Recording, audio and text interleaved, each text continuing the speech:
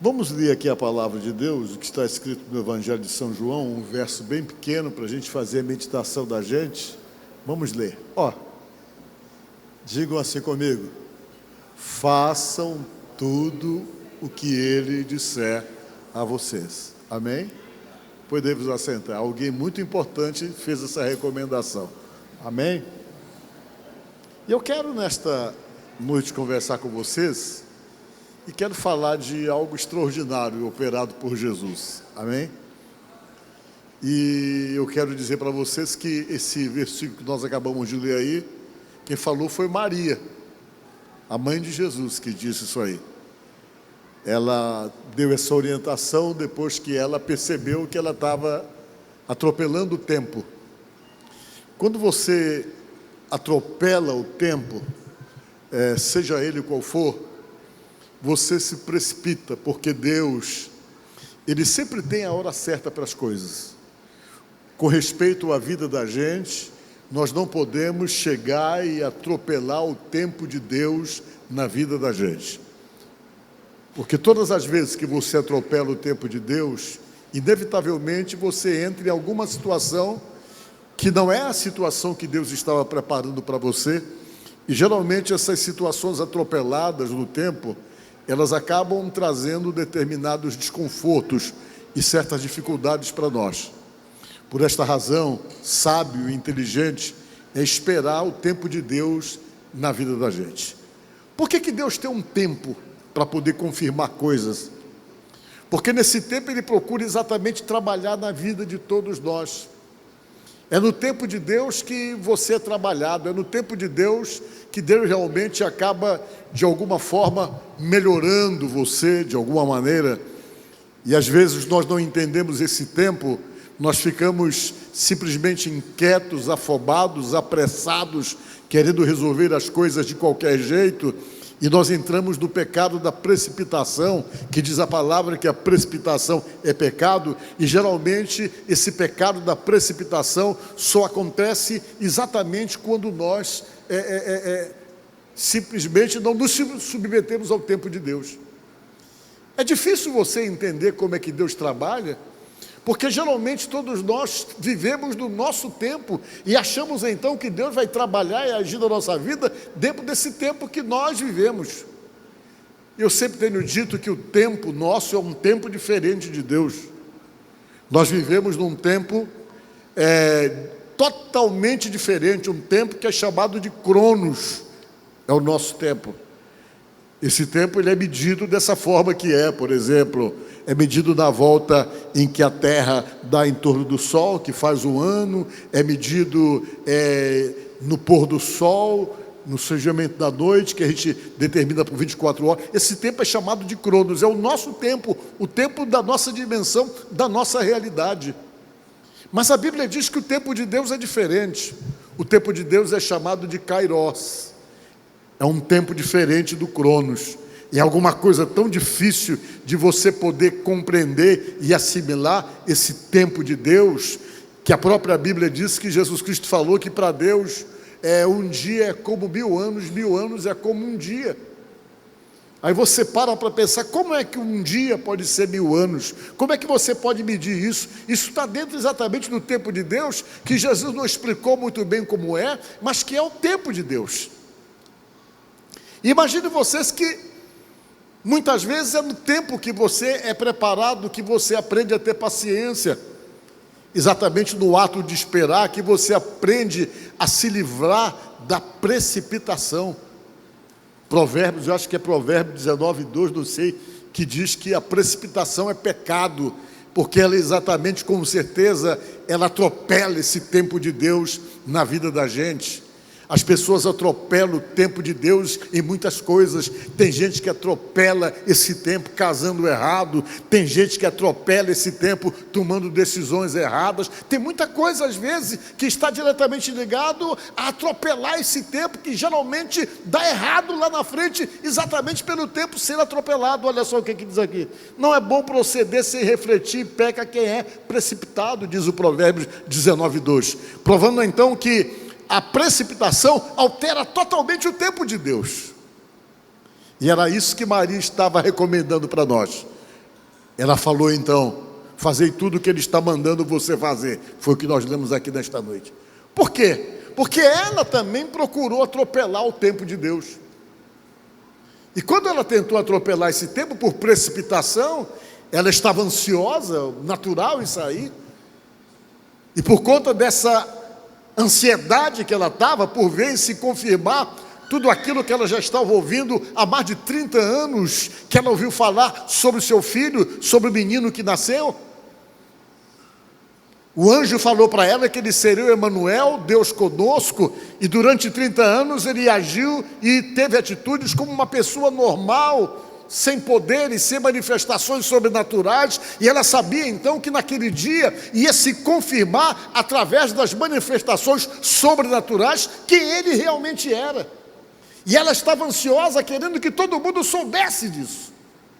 E por conta dessa ansiedade, ela começou nessa festa de casamento que eles foram, começou então a ficar muito inquieta, porque ela sabia muito bem o que ia acontecer. E ela sabia que seria desse dia.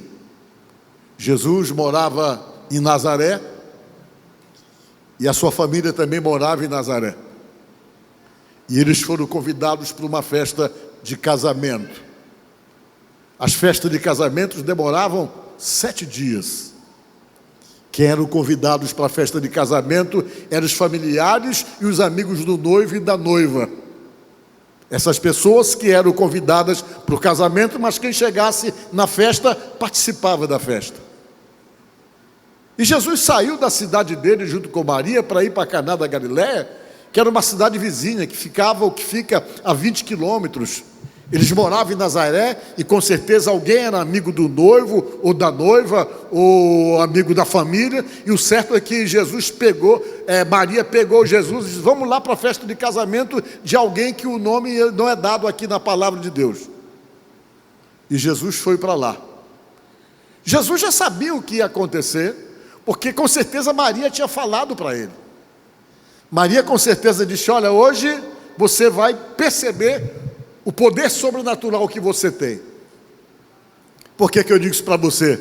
Porque antes Jesus não tinha operado milagre nenhum. Esse milagre seria o primeiro milagre e o início do ministério dele. O ministério dele ia começar exatamente depois desse milagre. Haveria então uma sequência de milagres que aconteceriam depois desse primeiro milagre, e isso gerava uma expectativa e uma ansiedade muito grande para Maria, porque ela sabia que ali de fato ia começar a vida messiânica de Jesus. E eles foram para essa festa de casamento. E quando chegou lá, a festa estava boa, Jesus chegou também. Jesus naquela, com certeza, esperando a hora das coisas acontecerem. De repente, no meio da festa, ou quase no final da festa, o vinho acabou. E não havia nada mais constrangedor para quem estava promovendo uma festa do que o término do vinho. Aquilo ali seria pagar um mico que vocês não querem imaginar. Não ter vinho para poder dar para as pessoas que estavam ali para ficar festejando aqueles 7 dias era constrangedor, principalmente para os noivos, que se preparavam para poder ter uma festa apoteótica no momento então que eles iam oficializar o sentimento que um tinha pelo outro. E de repente, Maria tomou conhecimento que o vinho havia acabado. Quando ela percebeu que o vinho havia acabado, ela correu em cima de Jesus para fazer pressão nele, dizendo: olha, o vinho acabou, está na hora de você se manifestar. E quando ela veio e fez uma pressãozinha nele, talvez por conta da ansiedade que ela estava, como mãe, ele disse para ela: o que tenho eu contigo, mulher? Você não sabe que ainda não é chegada a minha hora? Ele falou. Você sabe que as coisas acontecem sempre na hora certa, no momento certo. Por que você está me procurando, sabendo que nessa questão eu estou submetido ao tempo do Pai, ao tempo de Deus, o tempo que Ele determina as coisas acontecerem no momento exato. Não é porque você está ansiosa, preocupado, me pressionando, que de repente eu tenho que atropelar esse tempo que pertence ao Pai. Quando a gente para pensar um pouco essa submissão de Jesus ao Pai e o entendimento com respeito a todas essas questões relacionadas com o tempo, a gente entende que Deus tem essa mesma forma de trabalhar com a gente. Ele trabalha sempre no tempo certo. O que Ele tem para você tem hora para acontecer. O que Ele quer confirmar na sua vida tem um tempo certo de se confirmar. O que você não pode é ficar ansioso, como ficou Maria. O que você não pode é ficar atropelando o tempo de Deus, porque se você atropela o tempo de Deus, você incorre nesse pecado da precipitação, que é exatamente de tentar agir fora do tempo que Deus tem determinado. E como às vezes nós nos apressamos com respeito a essas coisas. Nós ficamos inquietos. Tem pessoas que perdem a bênção e que perdem o contato com Deus porque não estão preparados para poder esperar. É comum as pessoas transferirem para a sua vida espiritual, para a sua relação com Deus, o imediatismo desse mundo que nós estamos vivendo. É verdade que esse mundo que nós vivemos é um mundo imediatista, tudo tem que acontecer na hora. Nós vivemos no mundo, atualmente, no século XXI, no mundo da pronta entrega. Tudo tem que ser na hora que nós desejamos e na hora que queremos. Nós vivemos no mundo do self-service.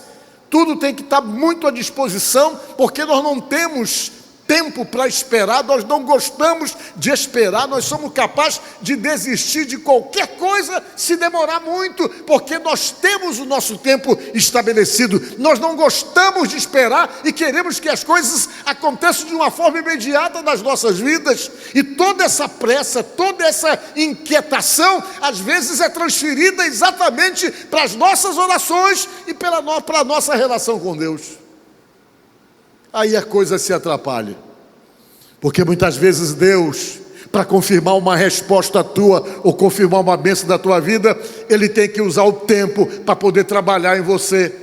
Às vezes para livrar você de coisas que Ele acha das quais você precisa se livrar. Às vezes para poder trabalhar no tempo a tua paciência, para fazer você saber esperar as coisas e dar para você a capacidade de ser paciente. Às vezes para tirar até mesmo essa precipitação que às vezes tornou-se uma marca do teu comportamento, das tuas ações, das tuas atitudes e da tua maneira de resolver as coisas. Deus às vezes precisa trabalhar nisso. E você precisa entender, quando você está servindo a Deus, que você está servindo Jesus Cristo, que as coisas não são mais do seu jeito. Não é você que comanda as coisas, não é do teu jeito, não é do jeito que você quer ou que você imagina. Você tem que botar na cabeça que é do jeito de Deus e você tem que estar submetido a Ele. Ela chegou e disse: olha, acabou o vinho. Ela foi fazer pressão. Acabou o vinho. Ele chegou e disse: o que tenho eu contigo, mulher? Você sabe que não sou eu que resolvo essa questão. Esse tempo da hora de poder confirmar coisas está na mão do Pai. É Ele que determina o tempo certo, a hora certa. Até que chegou a hora. Ela saiu dali, ela assimilou, ela compreendeu o que Jesus falou. Ela saiu dali, chegou com o pessoal que tomava conta lá do cerimonial, da festa, e disse essas palavras que eu li para vocês na mensagem de hoje: façam tudo o que Ele disser para vocês. Diga glória a Deus. Quando você faz tudo aquilo que Jesus está falando para você, você não se perde, você não atropela as situações. Quando você faz do jeitinho, da forma como Maria está nos ensinando aí, você não entra errado nas situações, você não entra errado nas coisas, mas você entra certo, entra no tempo certo. E quando você entra no tempo certo, no tempo de Deus, não tem como dar errado. Diga glória a Deus, porque você está no tempo de Deus. Aí eles Ela foi lá com o pessoal que estava muito agitado, talvez ela disse, olha, esse problema vai ser resolvido. Ela falou, quem vai resolver é ele, ela deve ter dito. É ele que vai resolver esse problema da falta do vinho aí. Ela voltou e lá disse, olha, calma gente, faça o que ele está mandando ser feito. Amém? Ele foi lá, ficou sabendo que tinha muita água na casa. Os judeus, eles sempre tinham muita água dentro de casa, porque eles tinham alguns rituais, né? Um dos rituais que eles tinham era chamado, eu até anotei aqui, mikvah, era o nome. Era um banho ritual. Eles precisavam ou de água corrente, de água limpa, para poder se banharem constantemente. Eles se banhavam com esse banho ritual. A mulher tinha que se banhar com esse banho ritual após a menstruação. Eles se banhavam com esse banho ritual quando eles iam para o templo, que eles iam orar, que eles iam fazer qualquer coisa para Deus. Eles usavam o banho ritual de purificação. Quando eles casavam, eles usavam esse banho ritual. E, por vários momentos assim, eles usavam esse banho ritual, que era chamado de mikvah. Deve ser chamado de mikvah. E havia água lá, porque isso sempre demandava muita água para poder seguir esses rituais que os judeus tinham. E diz a palavra de Deus que Jesus mandou encher as talhas. As talhas estavam vazias e cada talha pegava de 2 a 3 metretas. E uma metreta era 30 litros. Quer dizer que se cada delas pegasse 3 metretas, era 90 litros de água. Ele mandou encher, com certeza com 3 metretas, essas talhas aí, eu até peguei para mostrar para vocês. Mandou encher com a água, que talvez era a água que estava no ritual. E ele encheu 6 talhas de água, que fez o total de 540 litros de água. É muito vinho, né? Era um vinho que dava para deixar o camarada meu chumbado, assim, era vinho demais. E Jesus disse, prepare a água aí, pode encher de água. Ele mandou encher 540 litros. O pessoal encheu com a água que tinha lá, depois que encheram, ele mandou o mestre-sala provar. O mestre-sala era a pessoa principal do cerimonial, que estava ali, que cuidava da comida, que era muita comida, que cuidava da bebida, era o mestre-sala. Chamou, vem cá, prova lá a água lá. O mestre-sala foi lá, quando ele colocou, que pegou a água, ele viu que não era mais água, tinha se transformado em vinho. Ele parou, provou, que ele tinha que provar para ver a qualidade do produto, e quando ele provou da experiência, disse, olha gente, eu estou impressionado. Toda festa que eu vou organizar, as pessoas servem o melhor vinho no começo. No final, eles dão o pior vinho. Já era do final da festa, então. Por quê? Porque depois que o camarada já tinha tomado todas do vinho lá, depois dava vinagre para ele e descia normal, porque ele estava tomando vinho, que tempo ele já não estava em condição normais para poder avaliar a qualidade do vinho, né? Depois de 7 dias tomando vinho, meu irmão, no finalzinho ele tomava vinagre e estava achando doce, né? E ele chegou e disse, mas eu não entendi, geralmente o melhor vinho as pessoas dão no começo e para o final eles deixam o pior vinho, mas aqui aconteceu diferente. O melhor vinho está sendo dado no final da festa, diga glória a Deus. Quer dizer que Jesus fez um vinho perfeito, fez um vinho para causar inveja para os chilenos, né? Para os portugueses, né? Fez um vinho de primeira, um vinho tão bom que o homem teve que reconhecer que aquele vinho era de ótima qualidade. E naquele dia, então, as pessoas tomaram conhecimento que ele fez aquele grande milagre. Esse milagre se espalhou e todo mundo começou a reconhecê-lo como Messias, como Filho de Deus, porque aquele milagre serviria para aumentar a fé das pessoas e para saberem que o Salvador já estava na terra. Diga glória a Deus. Aí sempre que eu prego alguma coisa, eu gosto de contextualizar para o dia de hoje. A palavra de Deus, ela se torna uma palavra para nós quando nós somos confrontados por ela de alguma maneira, de alguma forma. E sempre o texto da Bíblia nos confronta para o dia que nós estamos vivendo. Por isso que eles estão aqui.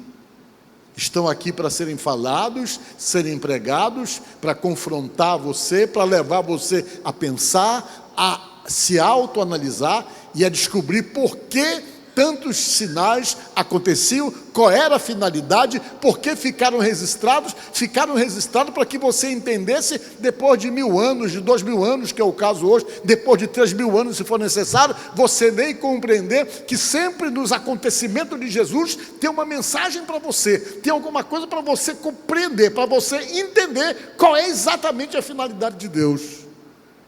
E eu acho, por exemplo, na minha opinião minha, que essa passagem está aqui para dizer para você que se existe um poder que está em Jesus, um poder inquestionável que está nele, é o poder transformador. Diga glória a Deus. E quando eu falo poder transformador, eu me refiro a você, me refiro a mim. Às vezes nós estamos precisando de transformações. E transformações na vida de uma pessoa é alguma coisa difícil de acontecer, porque toda transformação na vida de alguém bate de frente e se confronta com hábitos, com costumes, com tradições e com tantas coisas que nos dominam e que estabelecem um estilo de vida ou uma maneira de viver, a ponto então que não é alguma coisa muito fácil você mudar a cabeça de alguém, mudar os valores de alguém, transformar alguém, fazer com que a pessoa mude de fato a sua maneira de olhar a vida, de ver as coisas, de quebrar com as suas tradições e até mesmo com seus hábitos. Isso não é uma coisa muito fácil, não é uma coisa muito simples. É algo que só Jesus Cristo pode fazer. Diga glória a Deus. Ele tem poder de confrontar você, de levar você a uma mudança, a uma transformação dentro das suas posições mais radicais de vida, dentro daquele comportamento mais apegado que você tem, alguma coisa que você possa trazer com você desde muito cedo e que você sempre imaginou que você não mudaria, que você não abriria a mão. E de repente Jesus vem e tem esse poder transformador, diga glória a Deus, de chegar e mudar você, mudar a sua visão, mudar a sua cabeça e transformar você, assim como Ele transformou a água em vinho. Ele transforma as situações, Ele muda as realidades, porque Ele é Deus. Ele tem esse poder transformador na tua vida, na tua situação, nas tuas questões. Ele tem poder para transformar qualquer coisa, não somente as coisas relacionadas com você, com a sua realidade, da sua forma de pensar, do seu comportamento, os seus hábitos, os seus costumes, mas mudar situações que você simplesmente analisando acha que são situações irreversíveis. Ele tem poder para mudar. Por quê? Porque Ele é Deus. Ele tem poder e Ele é Deus. Então, dentro dessa realidade, eu digo para você, não sei do que é que você precisa de transformação em você ou em alguma situação na sua vida. Não sei quais são as transformações que você tem necessidade com respeito a você e com respeito à sua própria vida. Mas eu posso afirmar e garantir para você, se você não vê saída, se você acha que determinadas questões e situações não tem como mudar, eu afirmo, não tem para você. Mas se você buscar Jesus, esperar o tempo de Deus e realmente fazer da maneira como Ele está mandando você fazer, você vai ter a oportunidade de perceber o milagre transformador de nosso Senhor Jesus Cristo. Então creia nesse poder que Ele tem, poder para mudar, poder para transformar, poder para mudar as realidades que Ele tem poder para fazer. Amém? Então, se nesta noite você está precisando de alguma transformação, de alguma mudança, em alguma área que te incomoda, que você precisa que haja uma mudança, vamos orar por você, porque nós cremos que o mesmo Jesus que transforma, ou que transformou a água em vinho, é o mesmo Jesus que transforma as situações que nós estamos precisando ver transformadas. Amém? Que Deus abençoe você.